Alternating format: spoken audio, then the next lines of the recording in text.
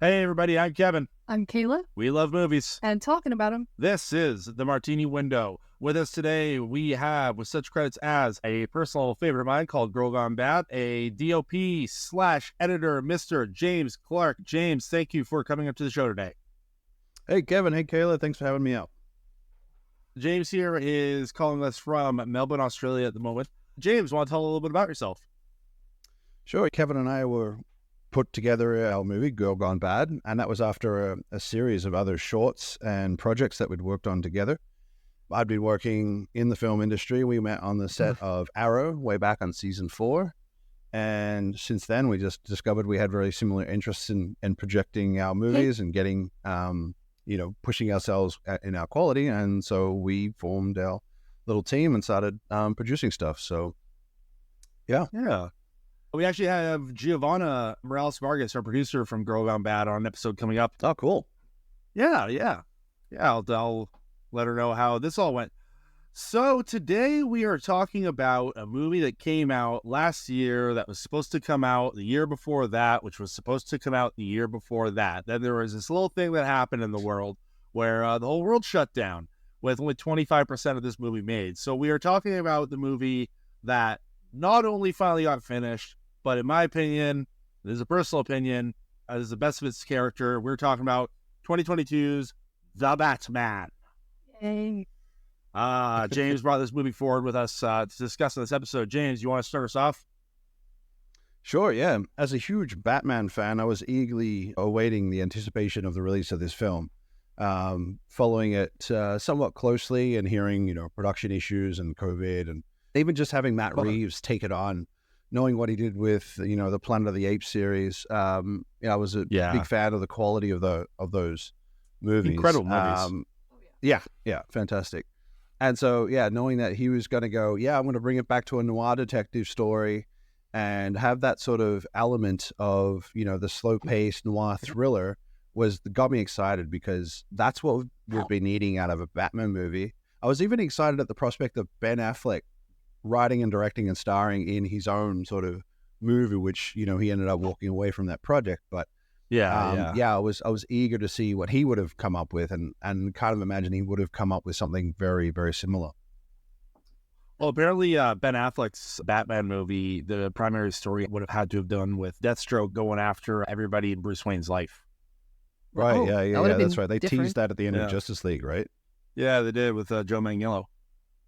And that would have been, I would have loved to have seen that, because Deathstroke's such a cool character as well to pit against Batman. Oh, absolutely. When I saw this movie, it reminded me a little of one of the animated Batman movies, Gotham by Gaslight. Apart from the steampunk and being in a different time, it had a lot more of that noir, fog in the streets, anyone could grab you at any time kind of feel. The vibe of the city felt like Gotham by Gaslight, but in the future. It felt seedy. It felt properly seedy, right? Exactly. I think that is, even as a big Tim Burton fan, I love the Michael Keaton Batman movies, but that was my favorite iteration of Gotham.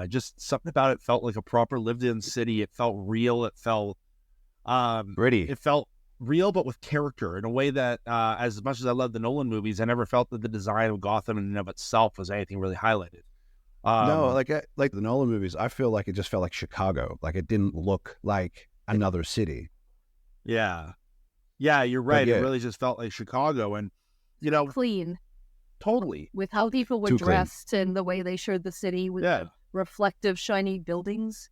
Yeah, more highlighted. Some of the first things you're seeing in this movie, I love the opening sequence of the Riddler. One thing I love about the Batman is exactly this. You have this whole opening sequence with the Riddler, which is something right out of a David Fincher movie. This is a scene you could have seen in Zodiac. And what I love about it is a lot of these movies would have, I'm a big horror fan, and a lot of this movie was horror filmmaking 101 in the Batman. And the first scene is a good example. You got the spy cam looking on the rich dude, the politician inside his house. You got the kid gets put away, and then when you see inside the house, and just the fact that when he walks by, they don't do a whole thing where they try to show him moving in the shadows or anything. They just show him right behind the guy. They show the Riddler right behind the guy on his phone without any knowledge whatsoever. And something about that so bone chilling and sets up the it's so bone chilling, and it sets up the story so well. But like the intensity of the situation, like and what I love is you don't see this in superhero movies a lot, but just actually seeing him just nail the guy over and over with the what the hell is that tool he used in the opening scene? Like the paint chipper. What did they call? Well, that was a shover or something. It was something like that. It was a carpentry tool, like a carpentry. And to go from that and to lead from that into your first introduction of Batman, which is this, excellently scored. The Michael Giacchino's soundtrack in this movie is next level in my opinion. Combined with Greig Fraser's visuals, and holy crap! But like we have this whole build up to that moment where you actually have Batman coming out, and of all the things that you can see when the bat signal comes up, he's walking through, of all things, a subway station where some guys are beating up one old man. And it's like just the way that they built all that up just for that final moment where now Batman's beating the pulp out of somebody. And it's like, I just love it because it kind of creates a parallel right from the get-go of what you're seeing between these two. I actually find with those two scenes, the way the music works in both of them, the score really builds up. Because when you start the scene where you're introduced to the Riddler, you just hear the duct tape to start with. It actually plays with sound really well. And then by the time you get to Batman, they use Ave Maria. More. They use Ave Maria in the Riddler scene. Remember that? Yeah, that's right. Yeah, throughout the whole thing. And if you listen to Michael Giacchino's score, he's using a lot of the same chord progressions of Ave Maria. We just had an episode with the composer of Winnie the Pooh, Blood and Honey. So I've been hearing a lot about the mixture of music and like narrative right now. So it's on my mind. So it's right. There was only I love the tempo at which they gave. It matched his footsteps walking through the train station. So it was just, and it set the actual pace of the movie as well. That this was going to be a slow, methodical stepping through the acts and things like that. The only place I feel like they actually should have changed the score was in the sort of final scene in Gotham Square. I feel like they should have actually upped the tempo of the music because they maintain the same score when it's actually a lot more of an action beat. He's kicking ass, he's taking names, he's taking all these guys down very, very quickly. And it's, and he has those intense moments, but I felt like that was the only time that the score didn't work for me. Yeah. I mean, I can see what you're saying, I suppose. Yeah. And that does kind of kick up the action a lot more in that last, you're talking about like the last climactic sequence, right? With the, with the ocean, with the flooding, everyone's and all, in that stadium. Yeah. And, all the guys are up the top. Yeah. They just played the same score. And I'm like, it worked everywhere else, but now we want a little bit more action, a little bit more, fast-paced stuff. Because even during the action sequences, the music wasn't over the top. It wasn't, we had a lot more diegetics, and then it was a little bit quiet. Oh, there's a little bit of score in here. But it was like, scene appropriate. I will say, I loved the fight sequences in this movie, though. I loved just the groundedness of it, but like still had a level of finesse to it. It was a good way to separate itself from the Nolan movies. The Nolan movies, again, love the movies, but it's going to be impossible to talk about this movie without comparing it, right? Of course, when you're seeing those movies, like his version of grounded fighting in the Nolan era was just very brutish, just punches and kicks and all that. What I loved about this one is the fighting had a little bit more flair to it, not to the level of let's say like Ben Affleck in Batman versus Superman, but it had a little bit more flair to it. But you felt the hits, you felt the brunts to everything. You know what I mean? Like, there was power behind it all. And Robert Pattinson sold so much of that. And I got to say, man, that was my favorite Batman to ever grace the screen. I don't care what anyone who hears this thinks. Mr. Ben Galloway. I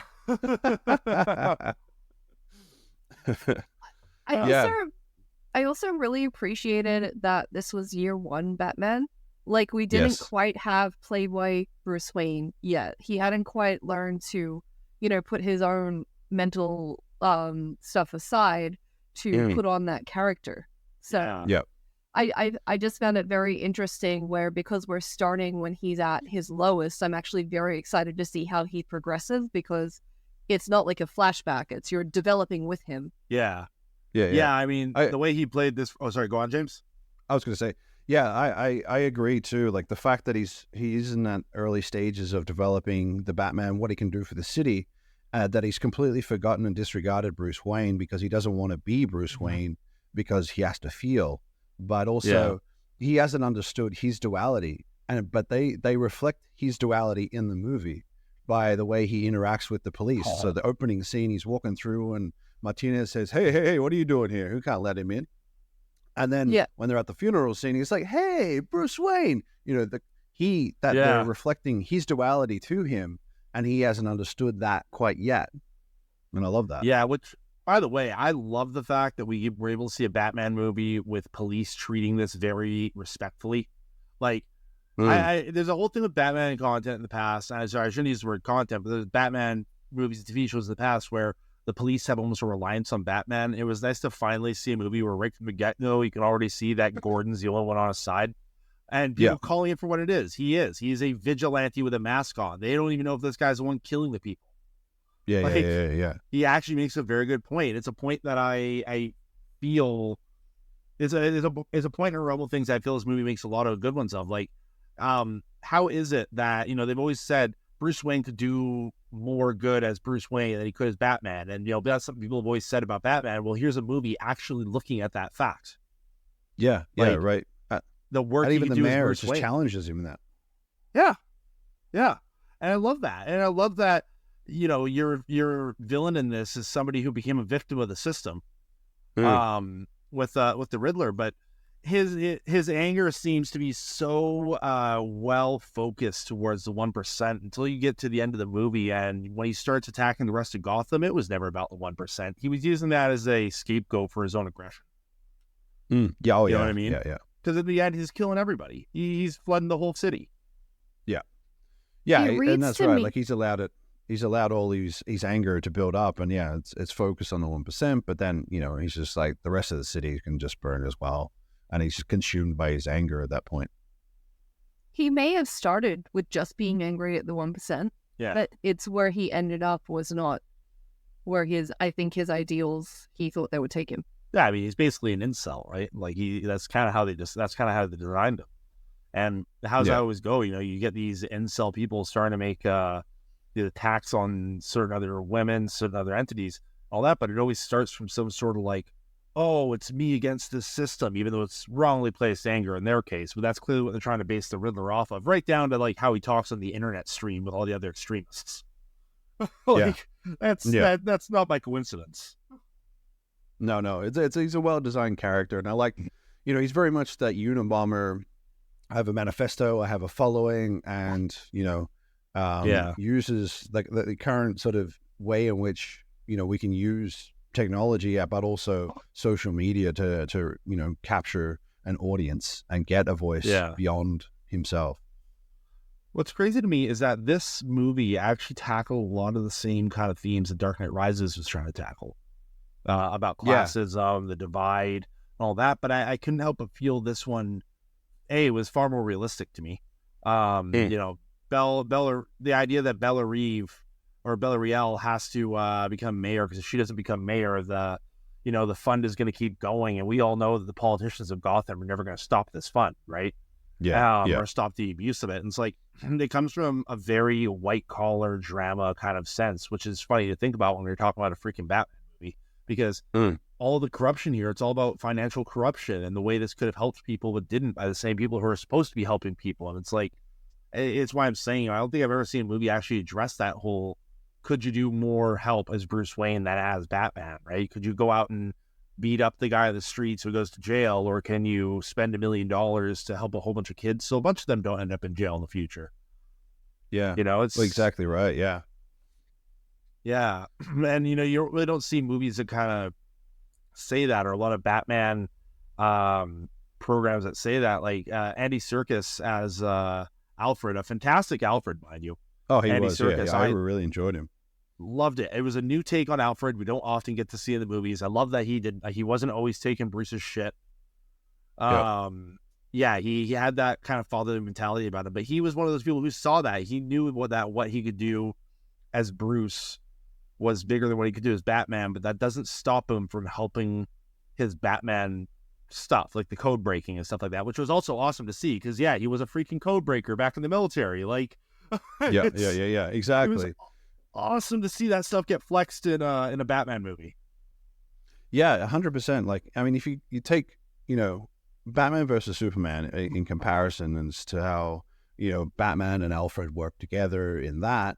But it was just, it's just so much more of a set piece for action versus the relationship and then their dynamics and then the fathering and the mentoring that Alfred had to do over the years.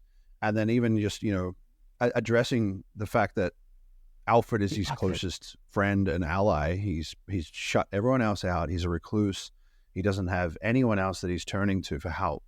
And then when that's threatened, he's almost taken down a notch. And, that's his ultimate fear. And that's what he doesn't want to ever really feel again. And so I think that's also what keeps him, everyone else at arm's length for Batman is, he doesn't want, that's his ultimate fear is losing someone he cares about.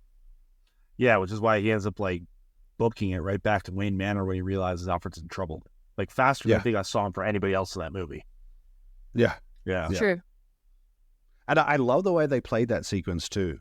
The phone ringing, him, going through the motions, and then, but no, you're too late. This happened an hour ago. Oh my God. And I love this because Kayla and I were talking earlier about this sort of thing. Watchmen was something we were talking about. How have you ever read or watched Watchmen?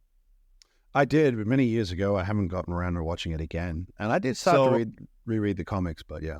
Yeah, before I ever saw the movie, I read the graphic novel. And I remember the first time reading the graphic novel, and when that scene comes up, where spoilers for Watchmen, or that scene comes up where they're in Antarctica and Ozymandias says, I've set something in action that's going to kill so many people, blah, blah, but the world will finally come together. And it's we'll never let you set off that switch. And he just says, excuse me? I'm not some spy movie level villain. I set it off 27 minutes ago.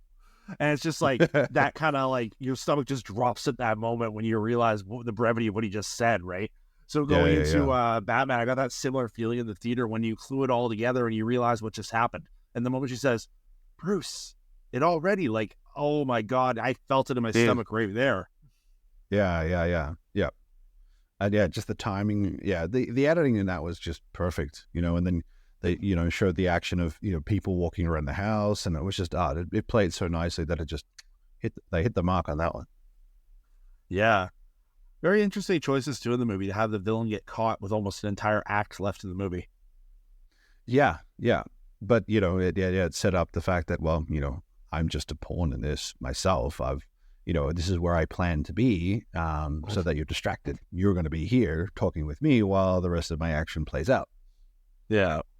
And it just, goes to, as a chess player, in that sort of sense that Riddler and Batman are in a giant chess match, and Gotham City is the board. He's already thought out all the steps, and Batman's trying to work it all out.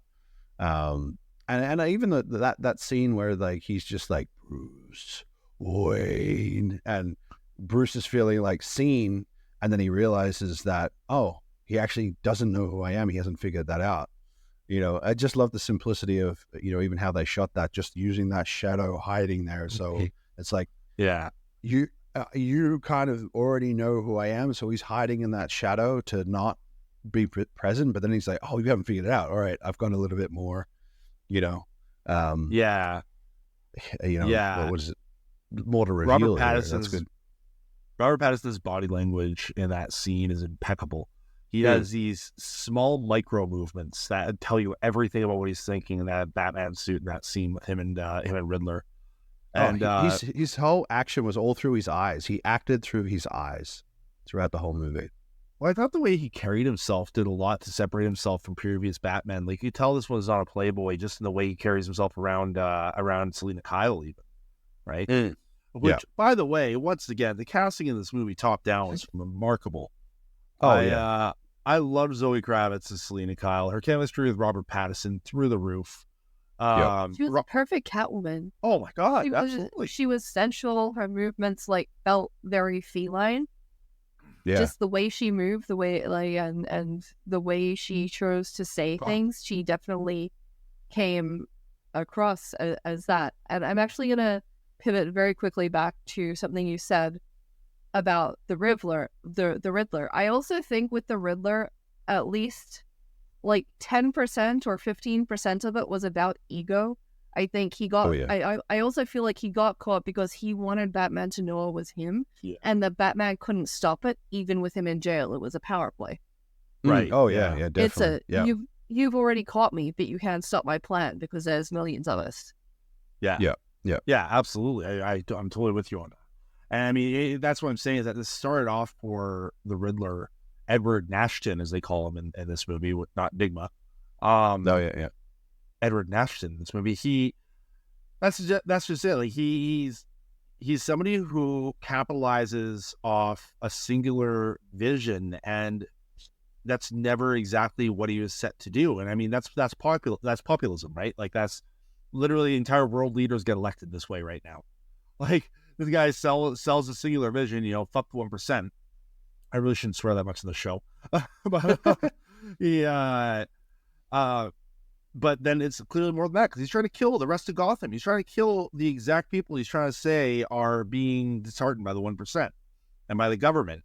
Some stuff I thought was fascinating in that. I thought it was really cool opening up a whole conspiracy about Martha Wayne as Martha Arkham. Yeah, that was that a thing in the comics? I don't know if that was. I've never heard of that sort of storyline. It's not too often that you hear about Martha Kent, in alternative comic options. I've only heard Martha of, Wayne. Martha Wayne. Like you've always heard of Thomas Wayne as the alternative Batman and other alternative universes and stuff like that. But yeah, never really targeted Martha Wayne. So that's actually nice not true. she became the Joker. Yeah, in Flashpoint Paradox, she was the Joker. Oh, okay, right. In a world where Thomas Wayne became Batman after his son got killed, that was the same thing that turned Martha into the Joker. Right. Okay. Yeah. Yeah.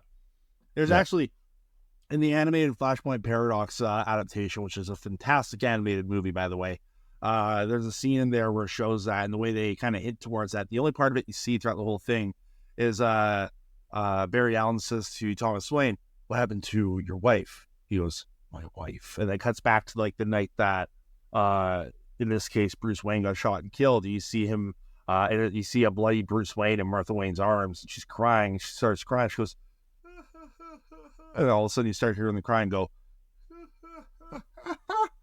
and then she looks up and Bruce's blood has formed like the smile on her face. Yeah, right. Wow. Yeah. Okay. I really wish there was some movie or something taking place in that universe. I really want to see more of that version of Joker. That would have been very Martha Wayne Joker. Yeah. Yeah, that would have different been iteration.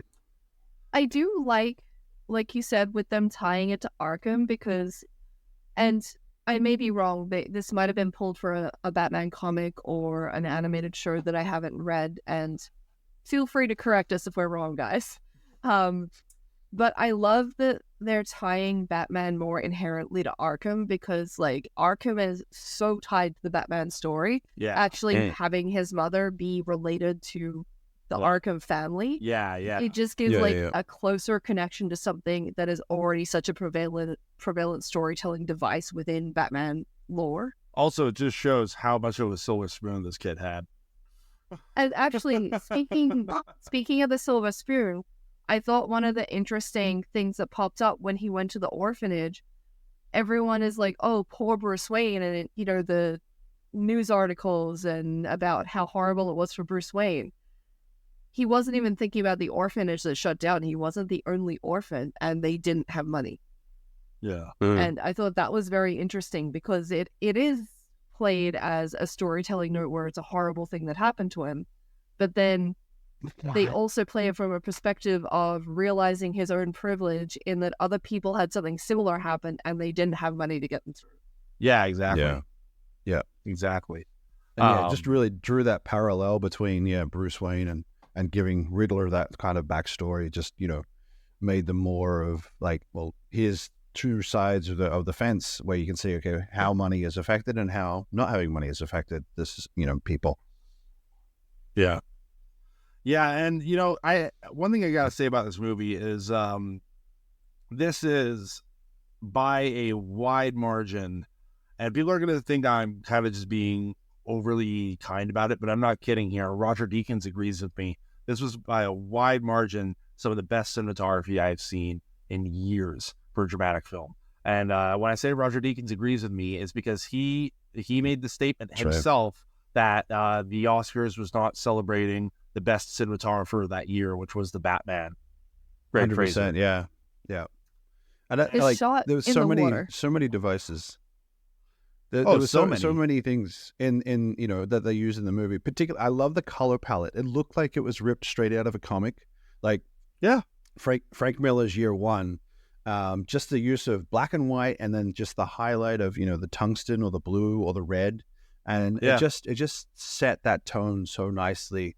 And it was mostly a lot of night shots. It was always raining, which just looks just adds that extra level of just to It was to that the really feeling. heavy, like the sort of rain you'd see in a movie like Heat, or Yeah. the rain you'd see in a movie like a proper Fincher film, and those in the Exactly. last scene of a climax. Like, it had that nice cinematic rain. And I know I sound like probably a bit stupid saying that the way I'm saying it, but I mean what I'm saying here.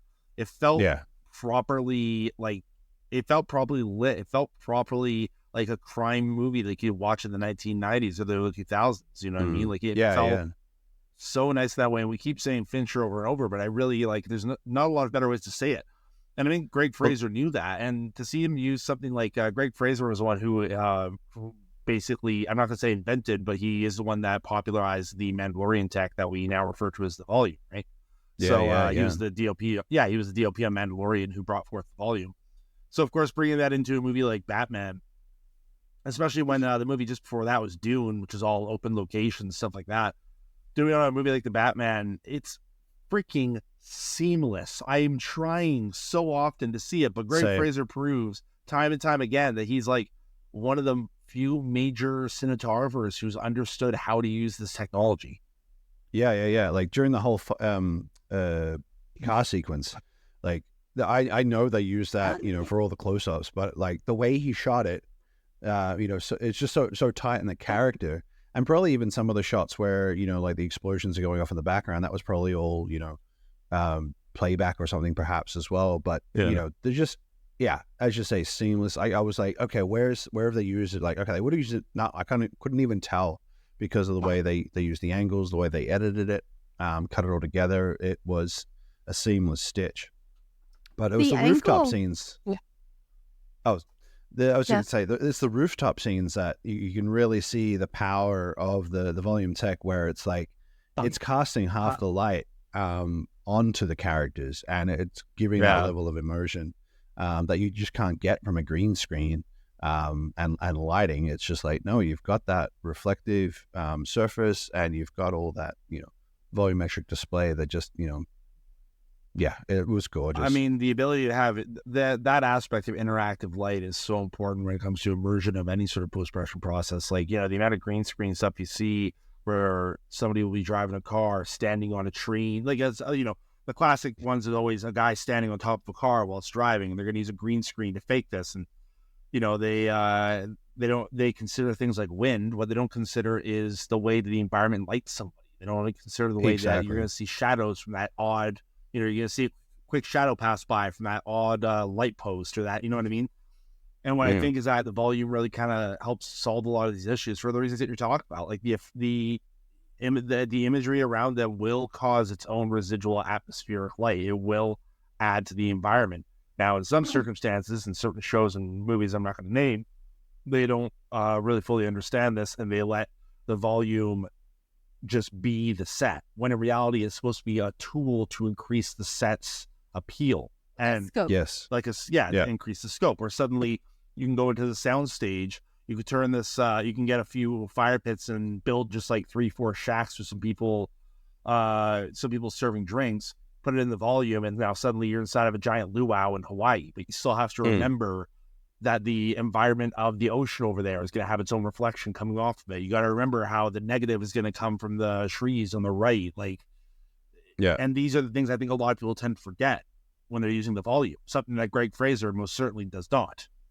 Yeah. And it's about depth. Like, you create layers in front, and then you just use it just to fill that element in the background. The way they, simple technique of Falcone's headquarters. They're just a simple rounded windows, but then they have the rain on there, and they have other layers. But it's just very simple backdrop of the city and cars just traveling over a bridge and stuff like that. I think you also hit the nail on the head with the action sequences as well, James. Like with the car chase scene with Penguin. When you have Penguin's car flip and you just see Batman coming from him from an angle where he's already like trapped sideways in his car. One of the best shots in the movie. Yeah, he uses so many creative ways to tie in what's going on, so you don't even have a moment to even look at where the volume is. Yeah, exactly. Yeah. I mean, I think a lot of that comes down to Matt Reeves' direction too. Like that guy knows how to fill a scene and knows how to not bore you. I mean, you're talking about a dude whose first movie directing ever was Cloverfield.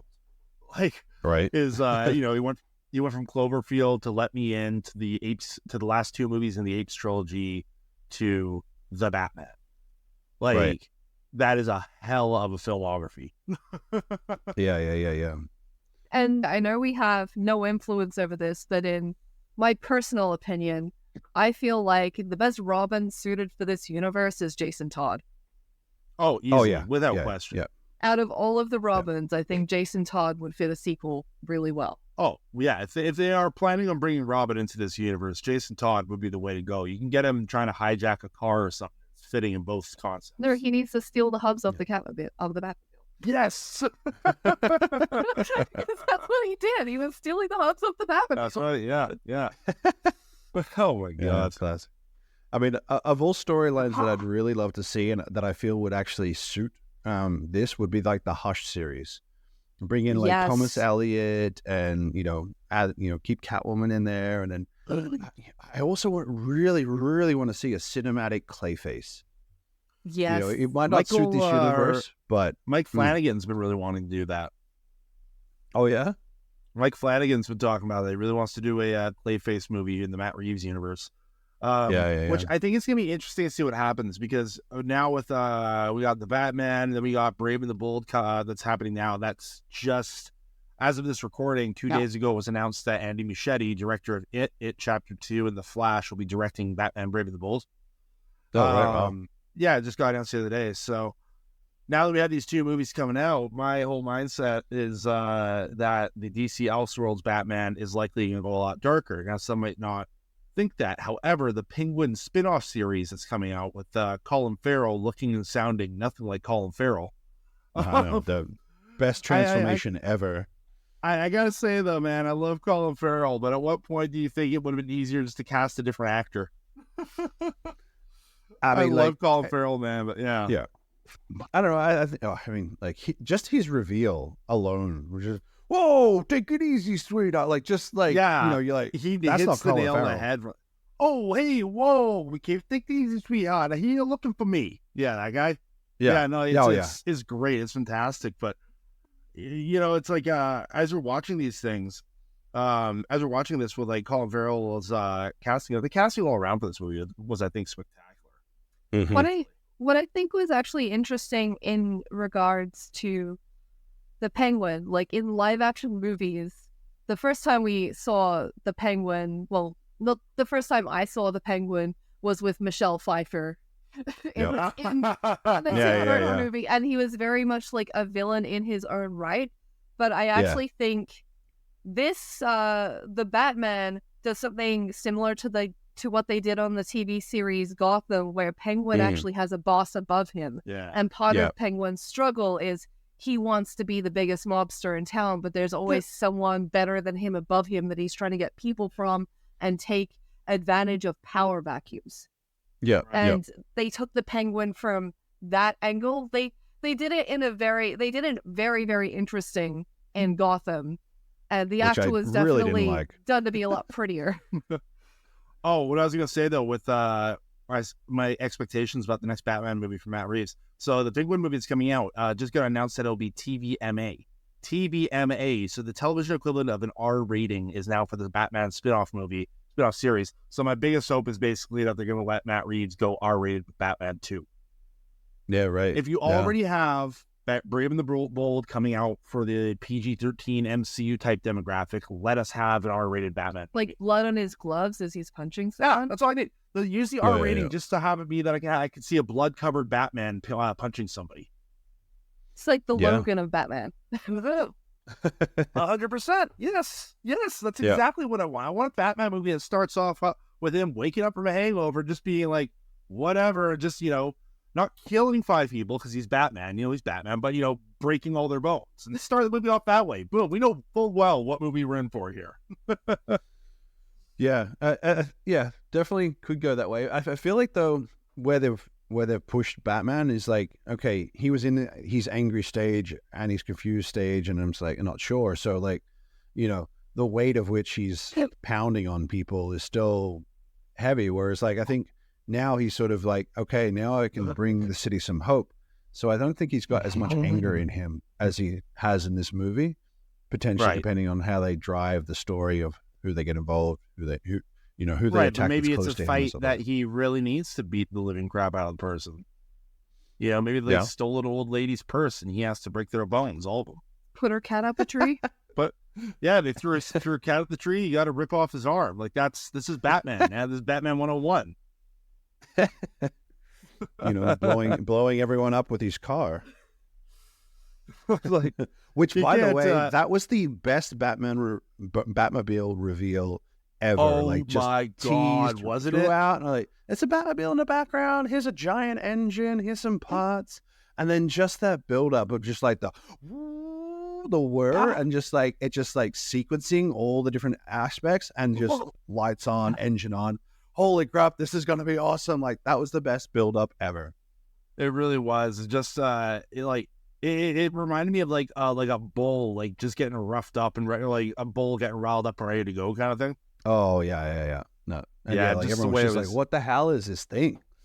Such a good amazing Batmobile too. I loved how just in progress everything was in this movie still. You know what I mean? Yeah, like he can do the squirrel suit thing and jump off the building, but he can't quite land yet. No, like I love that. Yeah, just completely botched so it. Much.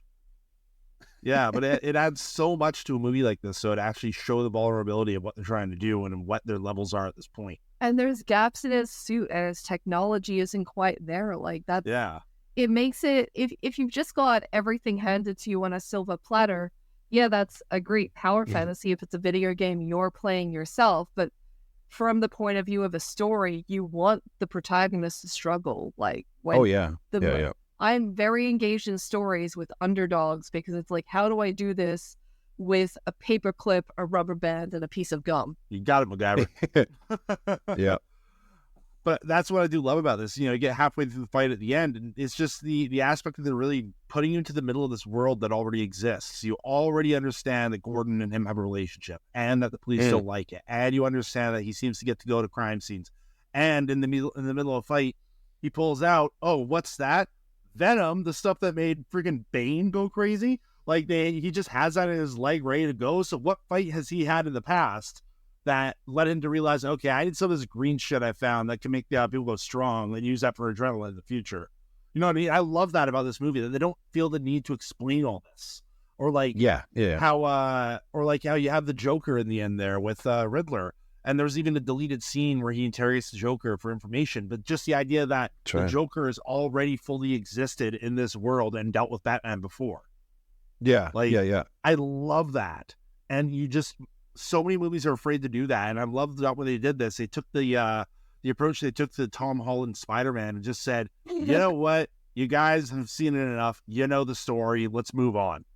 Right? Exactly. Yeah. And, it's true. Like, I mean, Batman's been around for what, 80 years now. We know the character. We know his backstory. I think longer than that at this point, actually. Yeah. Wait, what was he afraid of again? Dogs? Batman famously afraid of flour, not flour in a field, mind you, cooking flour. That's why they call him Batman. No need to explain. But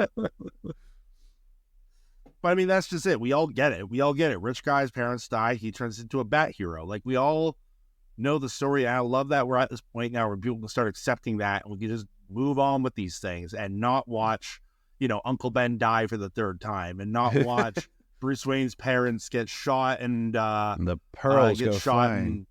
and pearls flying everywhere. You have an opinion about that. I believe she does. Yes, I believe. I have a very strong opinion about that. I understand which graphic novel the shot came from, and it's a very lovely and dramatic image that gets the story point across.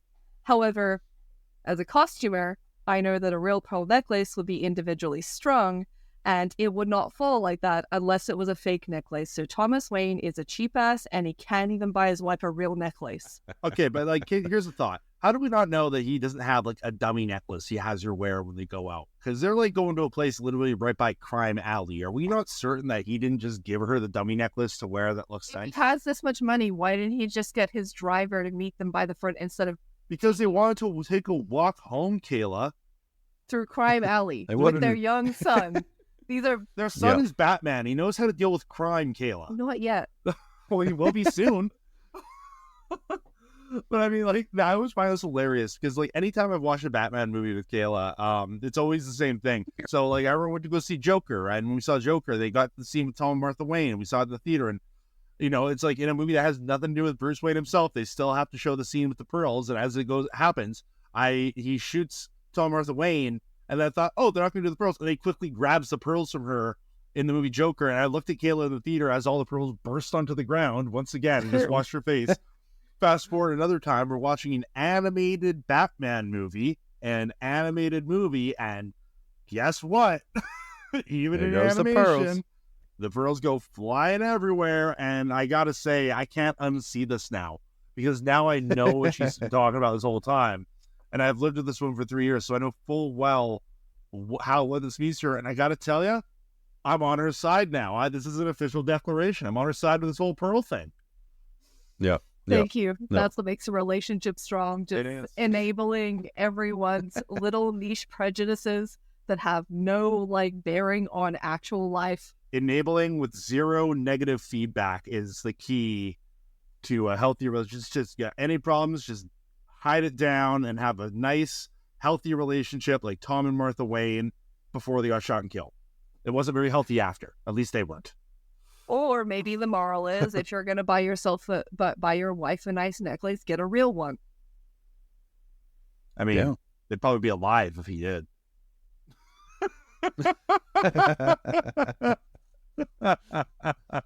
What's it? Yeah, George Hill would have just been like, oh yeah, no, the necklace didn't break dramatically. I guess I missed my entrance. I should turn around and leave now. Oh, man. That's another thing, dude. Joe Chill. What a name to be such an iconic villain or iconic person in the history of Batman lore. You named him Joe Chill, which was wasn't that the name that they called Snoopy on edgy clothing in the 90s? Oh, it was Joe Cool. That's what that was. No, Joe Cool. Joe yeah, Cool. Yeah. I gotta say, though, the Batman I found, it had a commentary on classism that I don't think you really see commentaries at this level in a lot of comic book movies in general nowadays. I truly can't stress this enough. In the same way that I talked about Logan, in the same way that I talked about, we talked about a Goofy movie on another episode, this didn't necessarily have to be a Batman movie.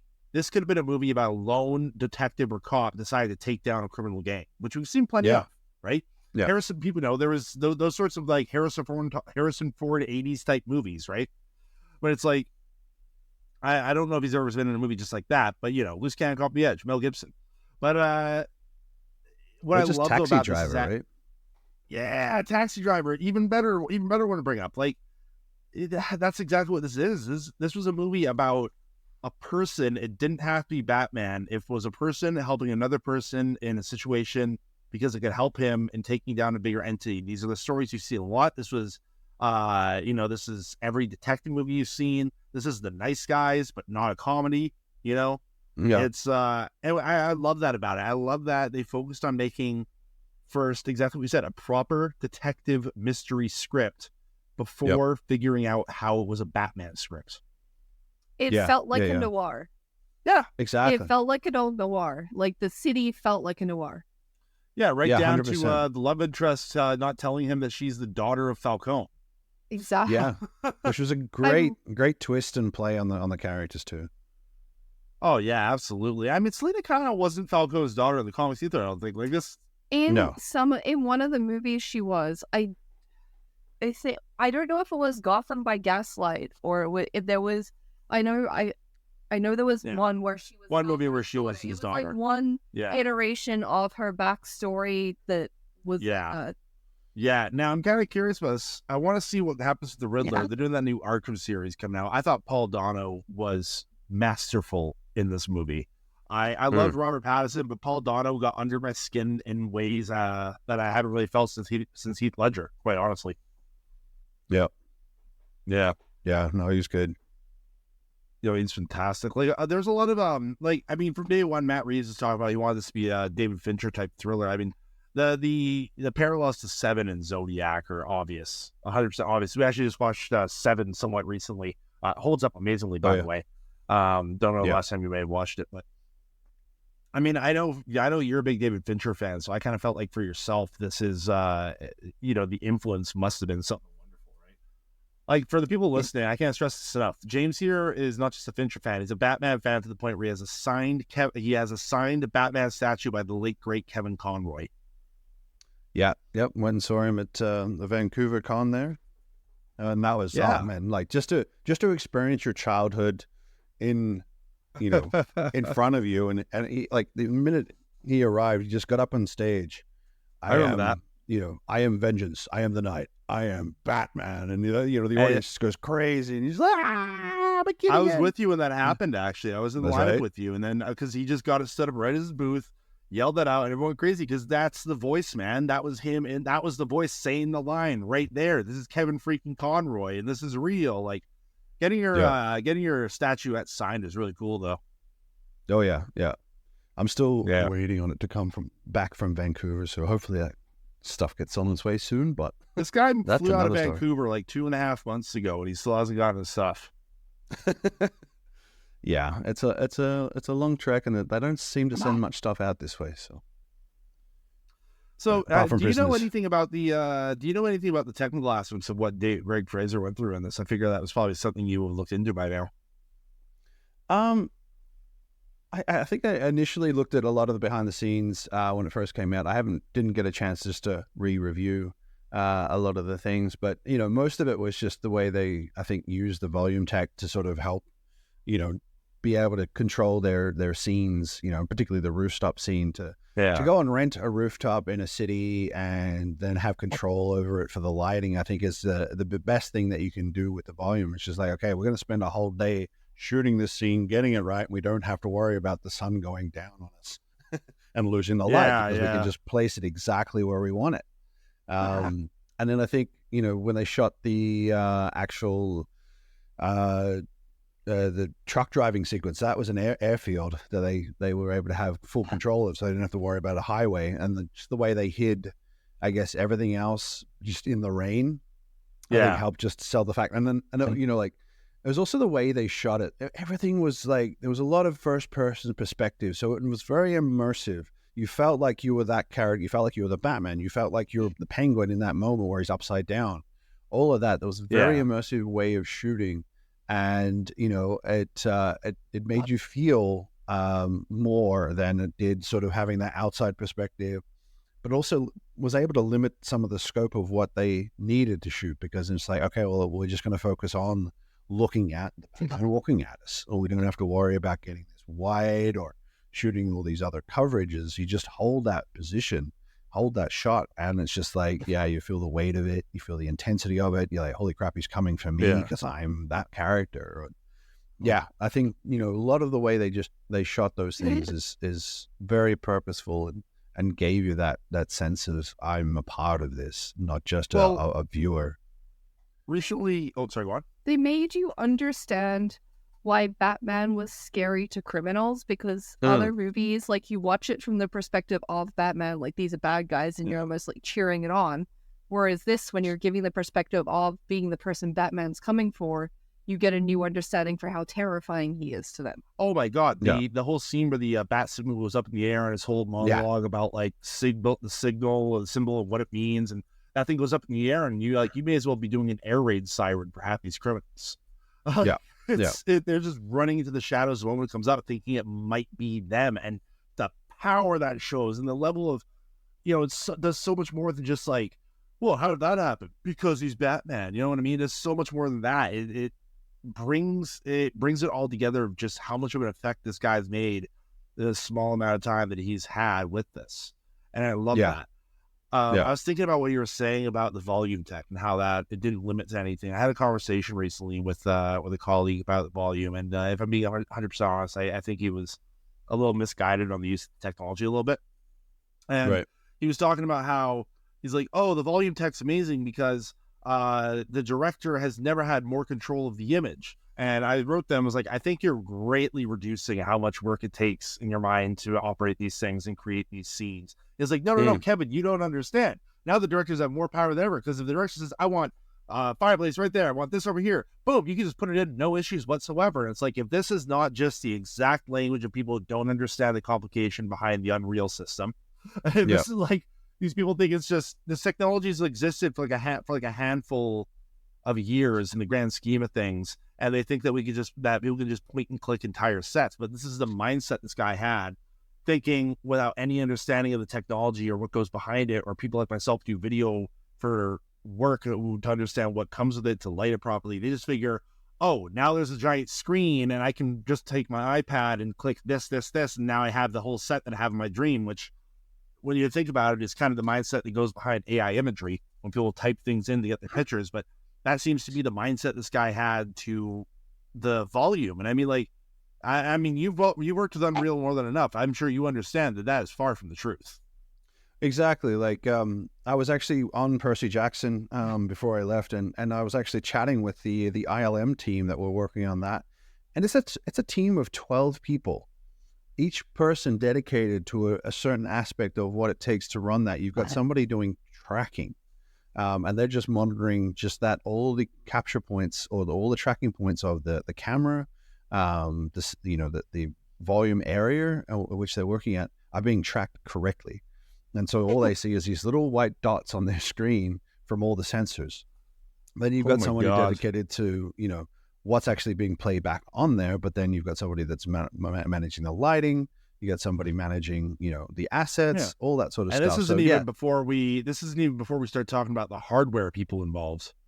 Exactly. Yeah. And then you've got somebody running your cable IT monkeys and your LED people and all the grips and techs that actually build the screen, it's a huge effort, and you can see why it's so expensive as well. I mean, it's a great tool, but it comes at a cost. So you can see where certain productions will go, we want to use it. But we haven't got the budget for it. But more than that, it's like experience to work with it. It's knowing how to use it. But I think the advantage is that, the director that this guy probably was looking at is like, the director has more power because he can see it all in camera real time, which is the beauty of the tech. But it's all true. Comes into pre-production. It really speeds up. It doesn't mean that you spend more time in pre-production than you do in post with that. So it's like, okay, this is what we're going to shoot. Let's build all these assets that are now maneuverable within the scene. So it's like, if you've done enough pre-production and you've been given the time, then you have your visual effects team build that before you even go to camera. So then you've got it all, and then you can see it all. And it's like, actually, you know what? That tree didn't work. Can we move that out of there, or can we change the timing? Yeah, but this is the guy thinking that you could just play it like a puzzle piece or a game of Minecraft on the fly or something like that. And he thinks that's what power. He thinks that's the power it gives directors, is gives them a whole sandbox to play with. And that's not the case. Like, if I'm directing a project on the volume, if I'm being 100% honest, when it comes to the actual set behind, like the set in the volume, I don't believe as a director I have the amount of time and attention it takes to focus on that. You have a team for that. That's set construction, but in the digital sense of things, right? Like, that's kind of how I feel about it. But that's a whole other discussion. But that's just like the complication behind the volume technology. It does comes with its ups and downs. Like, you get people like Francis Ford Coppola, arguably one of the greatest directors in American history, who just ended up, apparently, this is not verified, mind you, apparently he switched from volume back to green screen midway through production because him and his cinematographer for his newest movie, Megalopolis, because him and his cinematographer did not know how to use the volume. Yeah. They didn't know how to get the shots they wanted out of it. Everything was a video screen behind them. And as somebody who's a playback operator, I've been doing video playback for a long time. When we have people saying, if they want us to even change a graphic and give us a 30-minute turnaround, that could be an issue sometimes, let alone, hey, can you change the entire set? Yeah. I mean, it's interesting to see what people are doing with the volume tech and how they are using it. And you can see when you can see how they're like limited in what they're trying to achieve with it as well. I think one of the most interesting uses of it was, oh man, I'm completely blanked on the show. But it was on Netflix. It was the creators of Dark, about the guys on the ship. There was just one season that didn't make it, didn't get the audience, it got canceled. I can't remember what it was called. But anyway, right now. But the way they use the volume tech is like within the show, these characters were trying to figure out why all these people were disappearing and dying, but they'd find all these vents in these ships, and they go down 1800. That's the name of the show. They'd go down to the through these tunnels and end up coming out of like what I know is an actual panel missing from a volume tech, and they'd come out of it. So it looks like they're literally coming out of this portal in the middle of nowhere type thing, and they end up in this open landscape that's contained within the ship. And so you can see that's just a creative way of using the volume tech to deliver the story. But you could also then see shot-wise that, this person's got to go off to this house that's way deep in the background. And so they just start walking, and you can see, okay, they're limited in the shot. They can't go anywhere else. So then they cut straight to them knocking on the door of the house type thing. But it's just an interesting way that they can use it. But I think, the power of the tech is still really being explored, and they're still developing how to use the tech best. But it certainly does speed up production's workflow when it comes to shooting in camera and the quality that you get in finalization. If done properly.